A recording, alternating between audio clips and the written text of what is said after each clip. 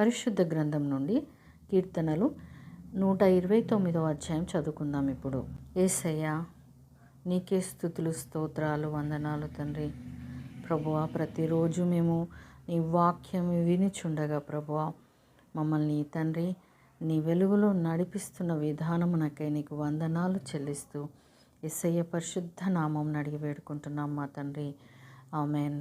పరిశుద్ధ గ్రంథం నుండి 129వ అధ్యాయం చదువుకుందాం. ఇప్పుడు ఇశ్రాయేలు ఇట్లనును, నా యవ్వన కాలము మొదలుకొని పగవారు నాకు అధిక బాధలు కలుగచేయుచు వచ్చిరి. నా యవ్వన కాలము మొదలుకొని నాకు అధిక బాధలు కలుగచేయుచు వచ్చిరి. అయినను వారు నన్ను జయింపలేకపోయిరి. దున్నువారు నా వీపు మీద దున్నిరి.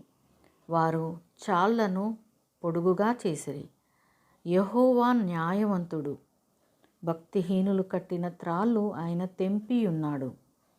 సీయోను పగవారందరూ సిగ్గుపడి వెనుకకు త్రిప్పబడుదురుగాక. వారు ఇంటి మీద పెరుగు గడ్డి వలె నుందురుగాక.